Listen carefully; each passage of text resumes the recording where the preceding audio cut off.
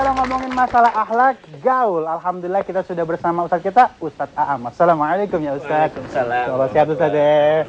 Seger banget nih pagi ini nih. Ya baik, ini luar biasa.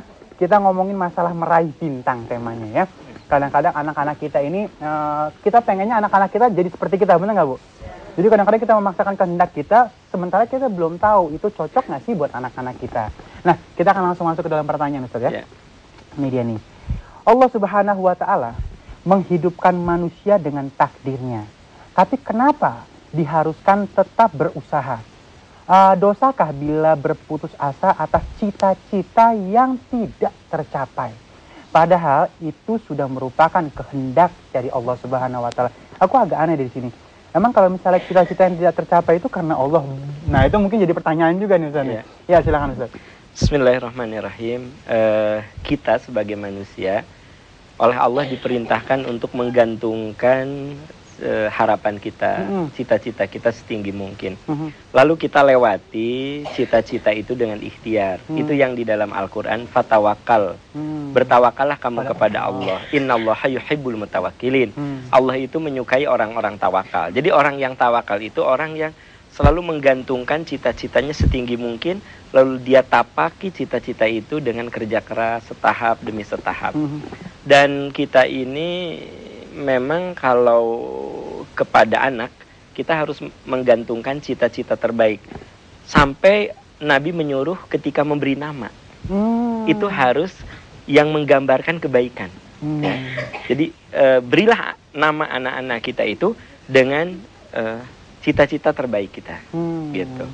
Itu sebabnya kita sebagai orang tua dari nama saja sudah kelihatan harus menggantungkan cita-cita. Tapi cita-cita saja tidak cukup, harus ada tahap demi tahap harus kita lewati. Makanya cita-cita itu harus dilewati dengan ikhtiar, lalu bingkai dengan kekuatan doa. Jadi ikhtiar, bingkai dengan kekuatan doa.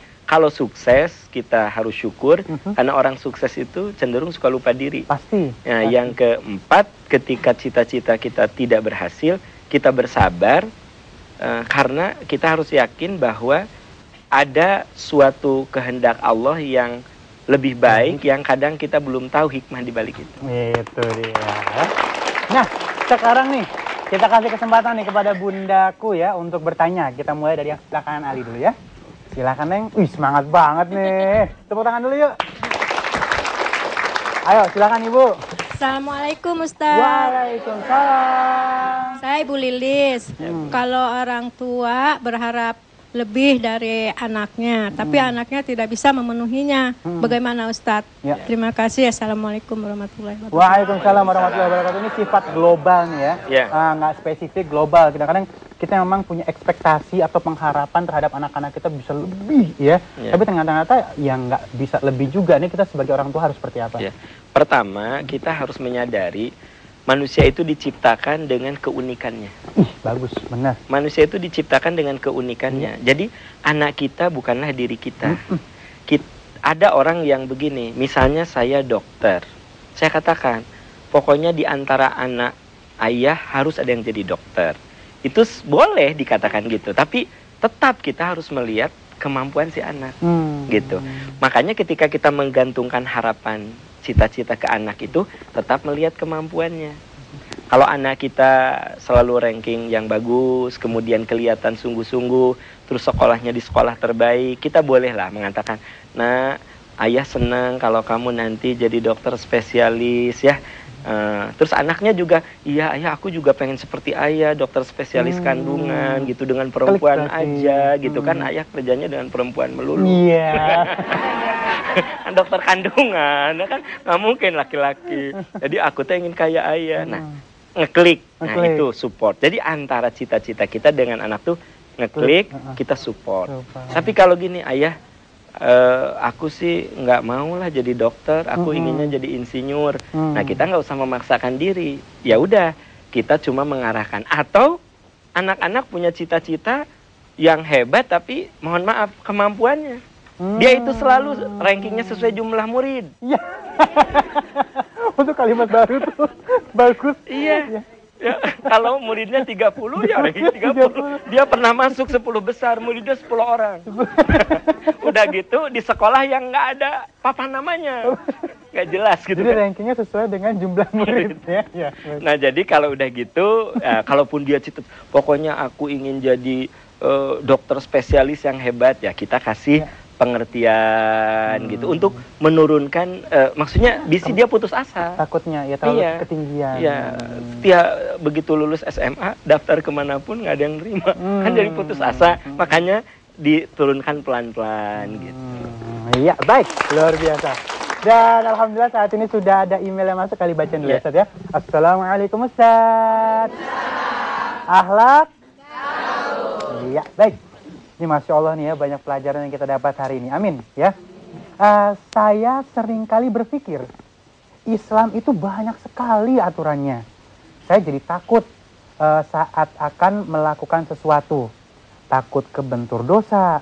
Apa yang memang aturan Islam itu sangat ketat sekali Ustadz. Karena segala sesuatu yang di lingkungan saya ini, kalau misalnya diurut-urut dosa semua gitu katanya nih. Nah ini gimana untuk menyikapi ini nih Ustadz? Ya. Prinsipnya Nabi mengatakan ad-dinu yusrun, agama itu mudah. Wala yushadaddin illa ghalabah. Orang itu tidak mampu melaksanakan agama karena tafsir-tafsir yang dimasukkan ke dalam agama. Karena agama itu mudah sebenarnya.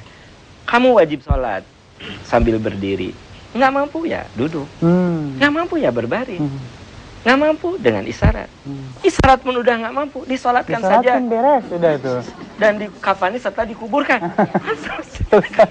Simple ya, artinya ajaran Islam itu simple. Tapi yang membuat rumit itu adalah aturan-aturan manusia. Gitu. Contoh ya, orang mau sholat. Aduh, nggak bawa mukena. Sebenarnya sholat itu untuk ibu-ibu, yang penting nutup aurat. Benar, ya. benar. Ibu dengan berpakaian seperti ini, asal pakai kaos kaki udah bisa sholat. Ya kan? Kalau ibu ketinggalan mukena, inti mukena kan untuk menutup aurat. Kalau baju ibu sudah tertutup, aurat ibu sudah tertutup, sebenarnya mukena itu ketinggalan juga nggak masalah. Mah kok nggak sholat, mukenanya ketinggalan. Ya, gitu. Sebenarnya tidak masalah. Karena mukena itu kan alat untuk menutup aurat. Kalau baju ibu sudah tertutup, terus tidak pakai mukena juga nggak apa-apa, gitu. Dan sekarang kita akan lihat cuplikan dari sahabat kita, dia ingin bertanya kepada Ustadz. Mari Ustadz.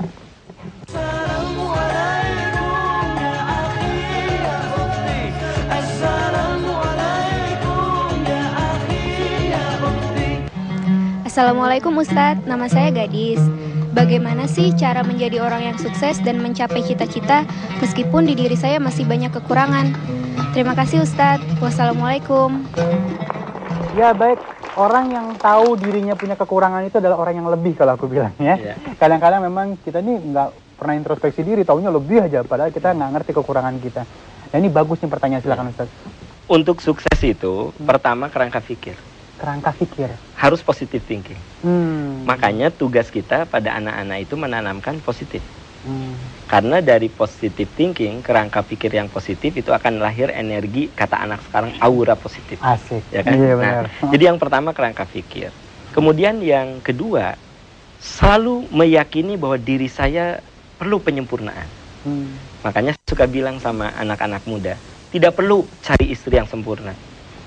Karena tidak akan menemukan. Carilah istri yang ingin sempurna. Benar. Kalau cari jodoh ya. Kalau cari jodoh. Gak usah cari laki-laki yang sempurna. Ibu kasih tahu ke putri-putri ibu. Nah, kamu kalau cari laki-laki sempurna itu nggak akan ketemu. Bapak kamu aja udah parah. Nah, ya, nggak usah cari laki-laki sempurna. Cari laki-laki yang ingin memperbaiki diri. Jadi kita untuk ya bapak-bapak yang belum menikah gitu. Akang-akang, mas-mas, ya, atau bapak-bapak yang istrinya sudah meninggal, mau nikah lagi. Nah, cari jodoh itu nggak usah cari yang sempurna. Benar. Karena nggak akan ketemu. Cari jodoh yang dia itu ingin sempurna.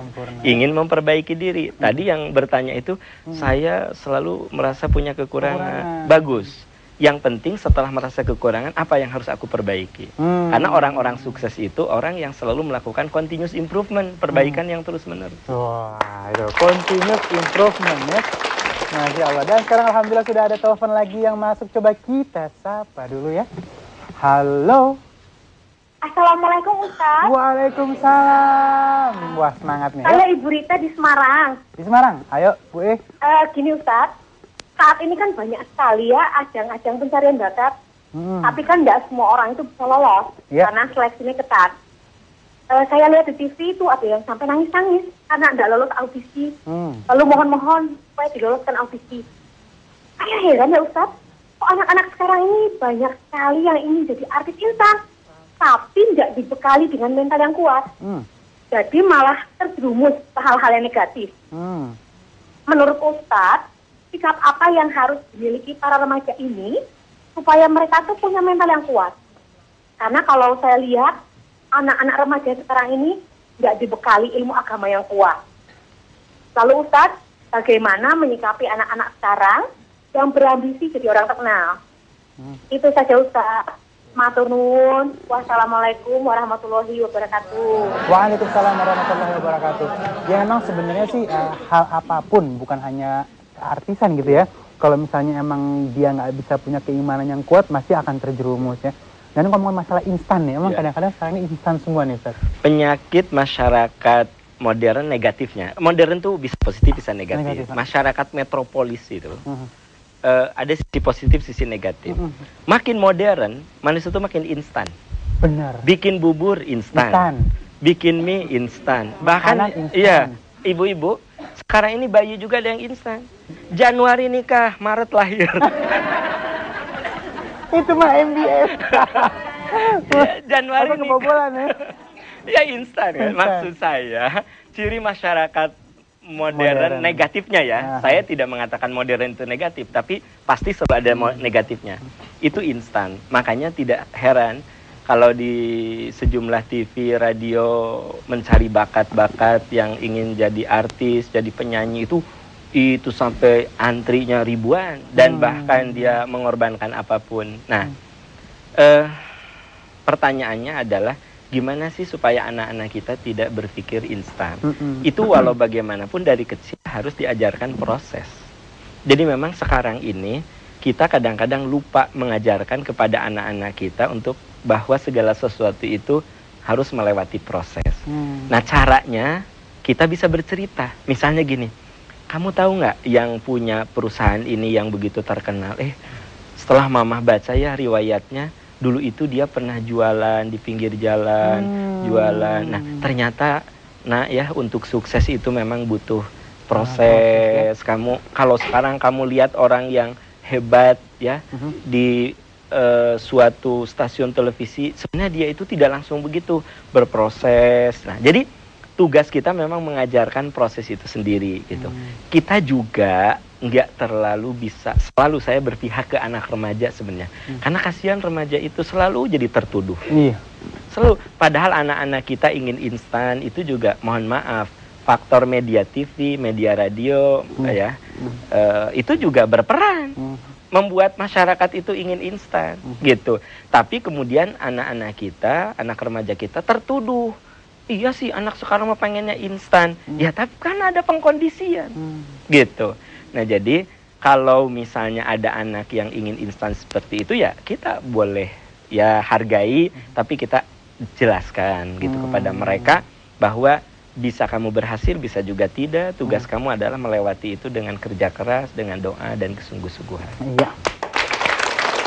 Baik, sekarang kita kasih kesempatan lagi kepada bundaku dari yang sebelah kiri Ali ya saat ini. Udah siap Bu? Iya, silakan. Assalamualaikum. Ustaz. Assalamualaikum Ustaz. Waalaikumsalam. Nama saya Ibu Mina. Ibu Mina. Saya punya anak, punya cita-cita, orang tua nggak mendukung.